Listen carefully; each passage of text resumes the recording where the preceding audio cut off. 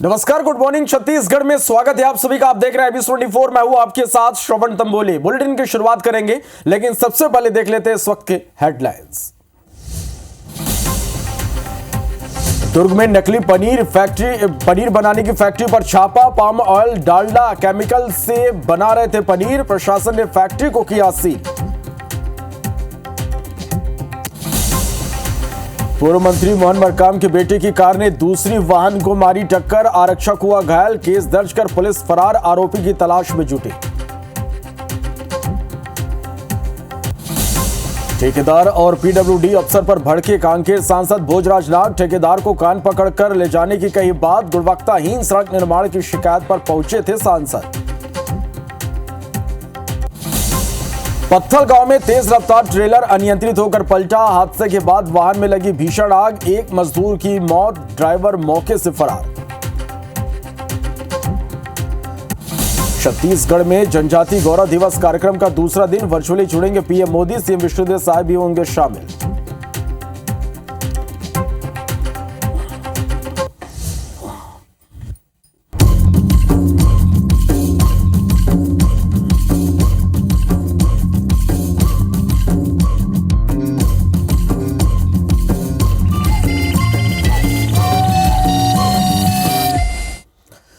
Bulletin की शुरुआत करेंगे इस वक्त की एक सबसे बड़ी खबर के साथ, जो सीधे तौर पर आपकी सेहत से जुड़ी है। यह खबर दुर्ग से है, जहां नकली पनीर बनाने की फैक्ट्री का खुलासा हुआ है।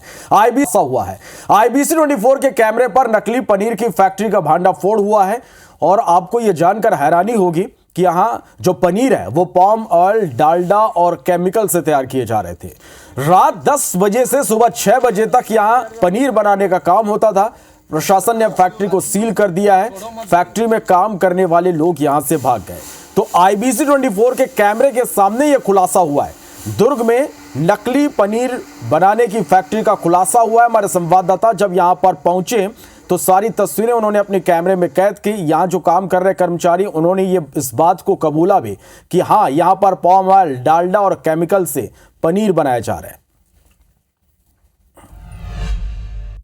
किस तरीके से पनीर का निर्माण किया जाता है, हम आपको खास यहाँ जो एक निर्माण फैक्ट्री है, हम वहाँ की तस्वीर आपको सीधे दिखाने जा रहे हैं। ये सबसे शुरुआती भाग में आप देखेंगे कि यहाँ पर जो तेल नुमा यहाँ नजर आ रहा है, ये पाम ऑयल है। और आप देख सकते हैं इस भट्टी के अंदर एक बड़ा सा गंज रखा है। बड़े से गंज के अंदर में डालडा रखा हुआ है। डालडे का इस्तेमाल किया जा रहा है, इसको पिघलाया जा रहा है।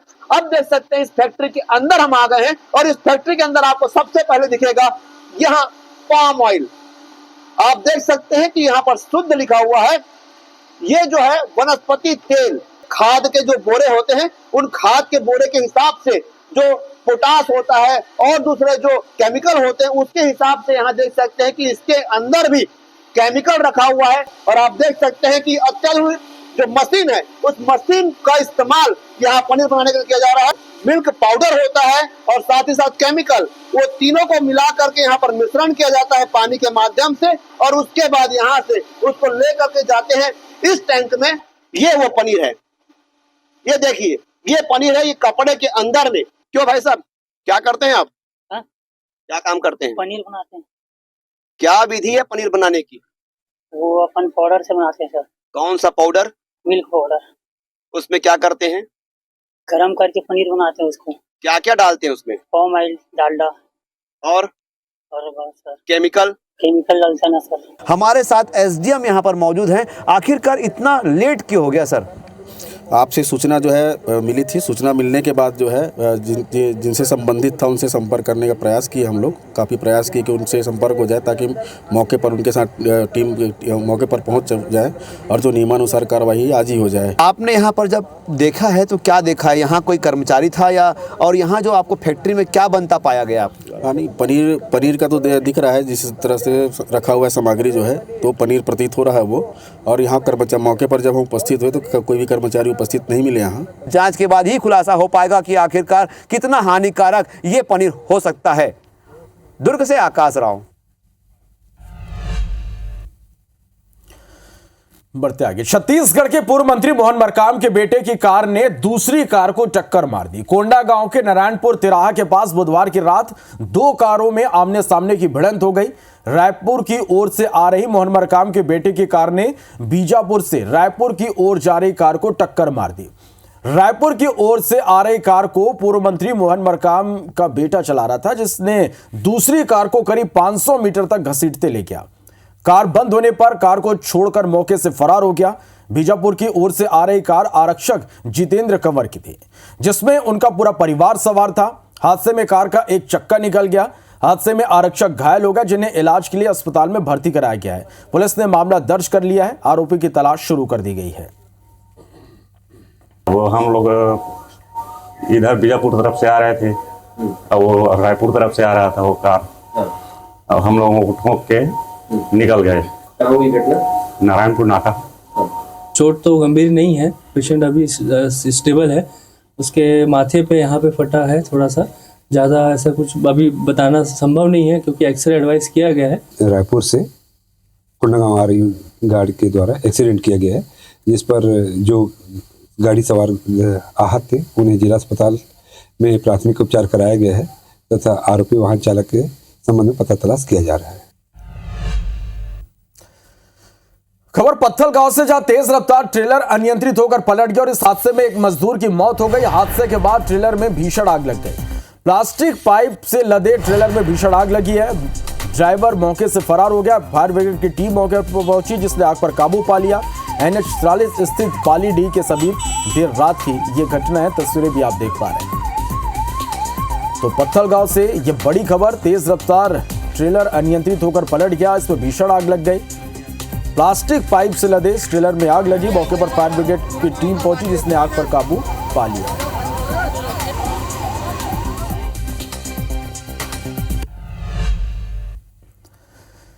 कांकेर लोकसभा क्षेत्र के सांसद भोजराज नाग एक बार फिर भड़क उठे और इस बार निशाने पर आए सड़क निर्माण कर रहे ठेकेदार और PWD के अधिकारी। दरअसल सांसद गुणवत्ताहीन सड़क निर्माण की शिकायत पर यहां पहुंचे थे, जहां उन्होंने ठेकेदार को कान पकड़कर ले जाने की बात कह दी तो अफसर से फोन पर कहा, कहां मरे रहते हो। विवादित भाषा को लेकर पहले भी सुर्खियों में सांसद भोजराज नाग रह चुके हैं। कच्चे संतागढ़ सड़क निर्माण का जायजा लेने यहां पर सांसद पहुंचे हुए थे। कोई क्वालिटी का नहीं है तुम्हारा काम, कब से ठेकेदार करते हो? हाँ तो कब से करते हो? तो 35 साल में ही सीखे हो, पूरा भ्रष्टाचारी है तुम्हारा काम, समझ गए?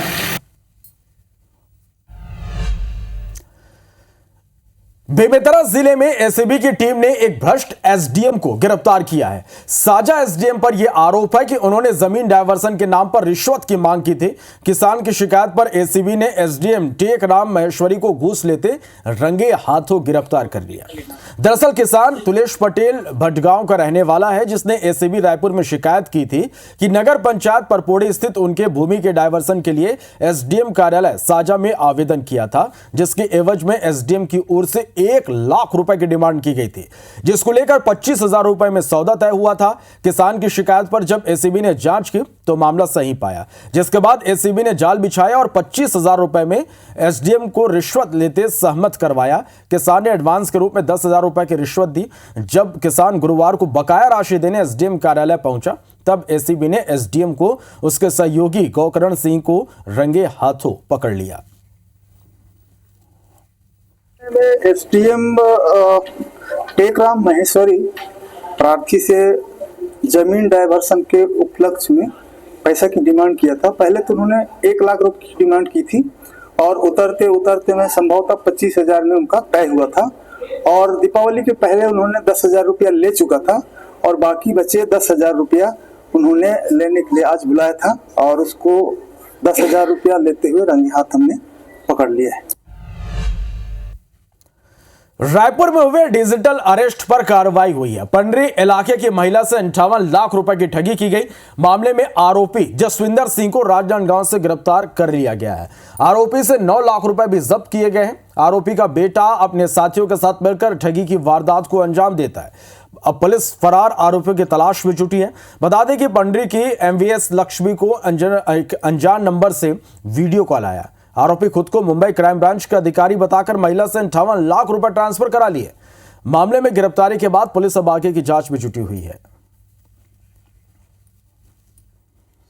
अपराध पंजीबद्ध होने के बाद इस केस को रेंज साइबर थाने ने लिया और उसमें विवेचना के दौरान उसमें आइडेंटिफाई हुआ कि लगभग 9.5 लाख रुपए राजनांदगांव के जसविंदर सिंह साहनी के अकाउंट में गए थे।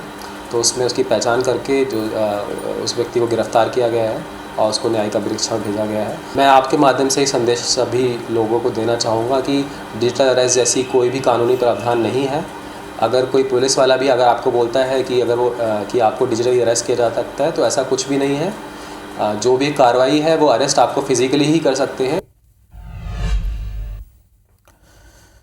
छत्तीसगढ़ में नई औद्योगिक विकास नीति लॉन्च की गई है। नया रायपुर में मुख्यमंत्री विष्णुदेव साय ने प्रदेश भर के उद्योगपतियों और बिजनेसमैन की उपस्थिति में औद्योगिक विकास नीति 2024-30 का विमोचन किया। विकसित भारत की परिकल्पना को ध्यान में रखते हुए इस नीति को तैयार किया गया है। ये नीति उद्योगों को निवेश करने, नए रोजगार सृजन करने और आर्थिक विकास को गति देने का एक मजबूत आधार बनेगा। इस रिपोर्ट को आप देखिए।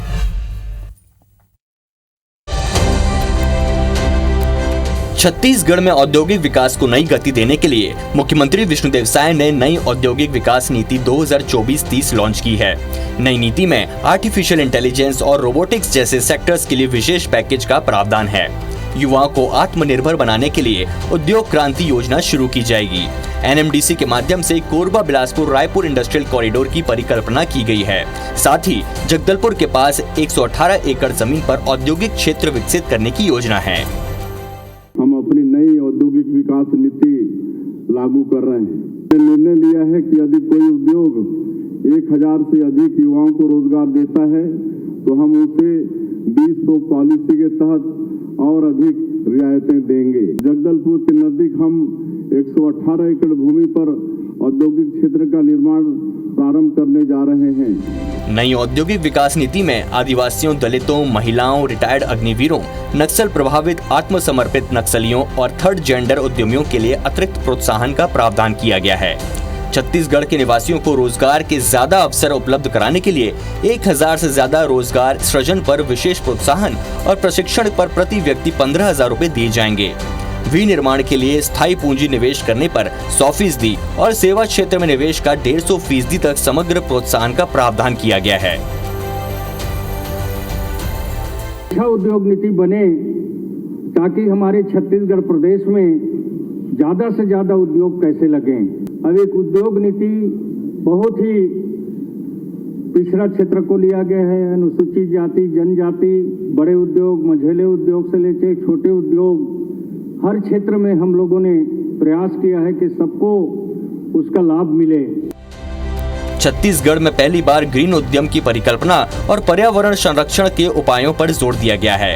1 नवंबर 2024 से लागू इस नीति के जरिए छत्तीसगढ़ में अगले 5 साल में 5 लाख नए रोजगार सृजन का लक्ष्य रखा गया है।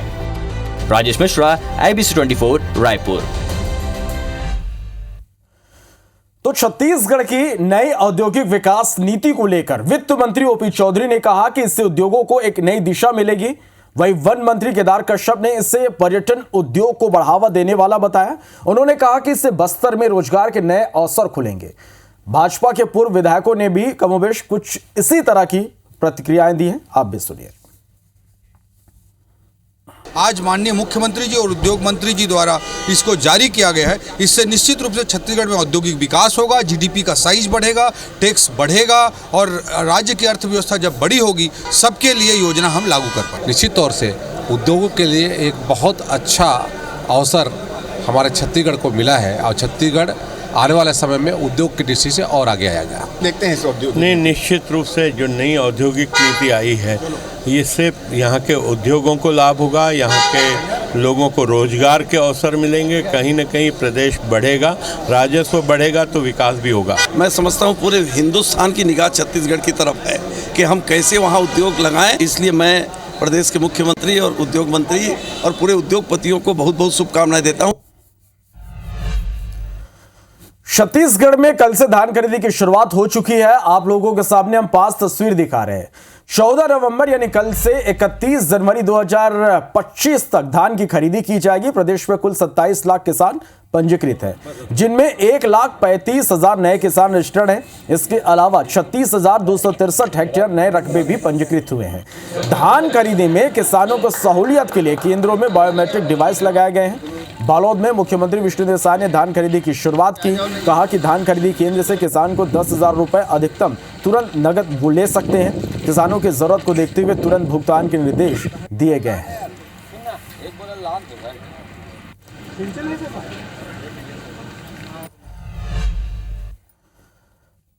तो एक तरफ धान खरीदी की शुरुआत हो चुकी है, तो दूसरी तरफ धान खरीदी पर घमासान देखने को मिल रहा है। सीएम विष्णुदेव साय ने धान बेचने वाले किसानों को एक बड़ी राहत दी है। किसानों को धान खरीदी केंद्रों से नगद 10,000 रुपए तक मिलेगा। सीएम ने ये घोषणा की और सीएम की घोषणा पर पूर्व खाद्य मंत्री अमरजीत भगत का बयान आया। राहत देना अच्छी बात है, लेकिन पारदर्शिता जरूरी है। किन किसानों को किस एवज में कितनी राशि देंगे, यह स्पष्ट हो। बीजेपी सरकार किसानों को झुलाकर राशि देती है। वादे अनुरूप पिछले साल भी किसानों को एकमुश्त राशि नहीं मिली, ये उनका बयान है।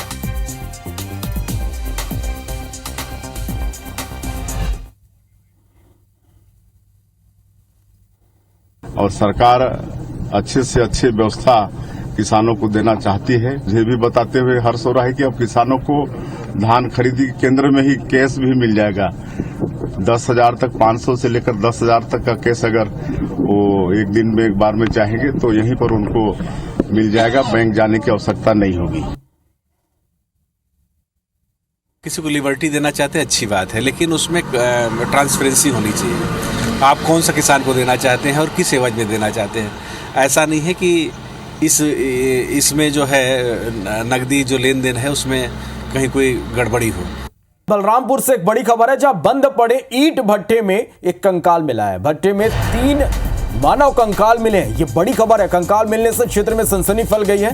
हड्डियों के टुकड़े बिखरे हुए मिले हैं। पुलिस मौके पर पहुंच चुकी है, जांच में जुटी है। फॉरेंसिक और डॉग स्क्वाड की टीम भी मौके पर है। बलरामपुर थाना क्षेत्र की ये घटना है। तो ये बड़ी खबर आप तक पहुंचा रहे बलरामपुर से, जहां बंद पड़े ईंट भट्टे में कंकाल मिला है।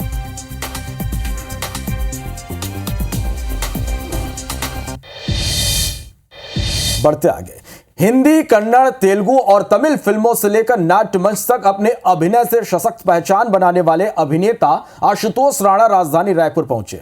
गुरुवार की शाम उनकी टीम ने पंडित दीनदयाल उपाध्याय ऑडिटोरियम में हमारे राम नाटक का मंचन किया, जिसमें उन्होंने रावण का रोल प्ले किया। टीवी जगत के कई मशहूर कलाकारों ने भी इस नाटक में रोल प्ले किया। नाटक के मंचन से पहले IBC 24 के संवाददाता राजेश राज ने आशुतोष राणा से खास बातचीत की है, आप भी सुनिए। एक बेहतरीन अदाकार, एक बेहतरीन शख्सियत, प्रोड्यूसर, लेखक आशुतोष राणा सर हमारे साथ है। और देखिए सर का गेटअप, रावण की भूमिका में है आप और हमारे राम में सर मंचन। तो थोड़ी सी सर इसकी जानकारी कि किस तरह जी। हमारा ये जो नाटक है, प्ले, जिसका नाम है हमारे राम, तो ये महानाट्य जो है वो परमात्मा मर्यादा पुरुषोत्तम श्री राम की राम कथा के ऊपर आधारित है। तो 3.25 घंटे में हम पूरी राम कथा का मंचन मंच पे करते हैं। और आज जो हम करने वाले हैं ये 116वां मंचन है। अभी तक हमने मुंबई, दिल्ली, जयपुर, अहमदाबाद, पुणे, हैदराबाद, मथुरा, इन सारे शहरों में किया हुआ है। तो छत्तीसगढ़ में ये हमारा पहला मंचन है। जब हमने प्ले पे बात की थी तो उन्होंने कहा था कि बहुत सारे सवाल जो राम पर उठते हैं, इस नाटक के ज़रिए हम उसका जवाब देने की कोशिश करते हैं। भगवान राम ने सीता का परित्याग क्यों किया, भगवान राम ने लव कुश को क्यों छोड़ दिया, ऐसे तमाम सवाल उसका जवाब देने की एक कोशिश होती है। सर बहुत सारी रिसर्च करनी पड़ी होंगी, बहुत सारे महाकाव्यों को पढ़ना पड़ा होगा, फिर जाकर के ये चीज़ें बनी होंगी। इसके पीछे की कितनी मेहनत है? नहीं, जैसा कि आपने खुद उत्तर दे दिया, सवाल में उत्तर है कि निश्चित रूप से इसमें काफ़ी, क्योंकि करीब 300 रामायण है जो परमात्मा श्री राम के ऊपर लिखी गई है, तो विभिन्न ग्रंथों में, और मूल लेकिन आधार जो है वो वाल्मीकि रामायण और रामचरितमानस है। मैंने आपका सर रश्मि रथ भी पढ़ा और उसके बाद प्रेरित होकर के मैंने सर महाकाव्य भी पढ़ा। इतनी सारी भूमिका में होते हैं सर, आगे कुछ और भी नए स्वरूप हमें आशुतोष सर के देखने को मिलेंगे, नई भूमिका, नई चुनौती के रूप में। देखिए, जितना भी अभिव्यक्ति का माध्यम होता है मुझे लगता है कि कला जो है वो किसी भी व्यक्ति की अभिव्यक्ति होती है और कला को प्रस्तुत करने के विभिन्न माध्यम होते हैं, चाहे वो सिनेमा हो या टेलीविज़न हो या OTT हो या रंगमंच हो और फिर उसके बाद लेखन हो। तो ये तमाम जो चीज़ें या रेडियो के ऊपर हो, तो ये तमाम अभिव्यक्तियों के जितने साधन हैं और मुझे इस बात का आनंद है कि फ़िल्म है, टेलीविज़न है, OTT है, लेखन है, रेडियो है, जितने भी अभिव्यक्ति के माध्यम है उसके ऊपर मुझे धीरे धीरे गुरु कृपा से अभिव्यक्त करने का अवसर मिलता जा रहा है और मैं करता जा रहा हूँ। Thank you sir, thank you so much. तो ये आशुतोष राणा सर और हमारे राम मंचन की तैयारी पूरी करके बैठे। कैमरा पर्सन अनिल लागले के साथ राजेश राज, IBC 24 रायपुर। मध्य प्रदेश की कुछ खबरों को देखते हैं फास्ट अंदाज में।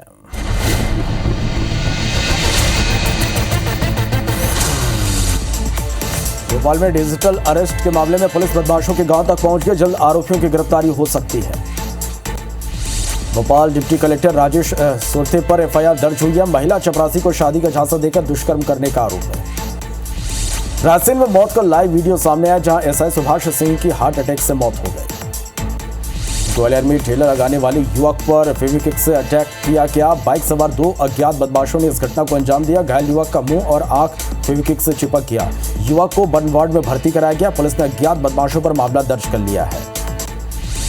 मध्य प्रदेश पुलिस ने नशे के खिलाफ प्रदेशव्यापी अभियान शुरू किया। अभियान के पहले दिन 43 जगहों पर कार्रवाई हुई। मुरैना में मकान विवाद में एक युवक की हत्या कर दी गई। 3 आरोपियों को गिरफ्तार किया गया। पटना में लव जिहाद के विरोध में विश्व हिंदू परिषद ने आक्रोश रैली निकाली। व्यापारियों ने भी दुकानें बंद रखकर समर्थन दिया। मंडला के पिपरिया गांव में सूने मकान पर चोरों ने धावा बोल दिया। सोना चांदी समेत लाखों का सामान पार कर दिया। पटना के लक्ष्मीपुर मुख्य मार्ग में शव मिला। परिजन पुरानी रंजिश के चलते हत्या की आशंका जता रहे। करमोन पुलिस ने गांजे की अवैध खेती पर बड़ी कार्रवाई की। गांजे के 724 पौधों के साथ 2 आरोपियों को गिरफ्तार किया गया। इंदौर की सड़कों पर इलेक्ट्रिक डबल डेकर बस का ट्रायल सफल रहा। 24 दिन तक बस को शहर की अलग अलग सड़कों पर चलाकर देखा गया। पन्ना टाइगर रिजर्व में हाथी ने महावत पर जानलेवा हमला कर दिया। कर्मचारियों ने महावत की जान बचाई। सिंगरौली में जायसवाल समाज ने कार्यक्रम का आयोजन किया। राज्य मंत्री दिलीप जायसवाल कार्यक्रम में शामिल हुए। सीधी में प्रभारी मंत्री दिलीप जायसवाल ने कलेक्ट्रेट में समीक्षा बैठक ली। मंत्री के कलेक्ट्रेट पहुंचती आदिवासी महिलाओं ने उनके पैर छुए। भोपाल में मातृ पितृ भक्ति दिवस का आयोजन किया गया। खेल मंत्री विश्वास सारंग ने बुजुर्गों का सम्मान किया।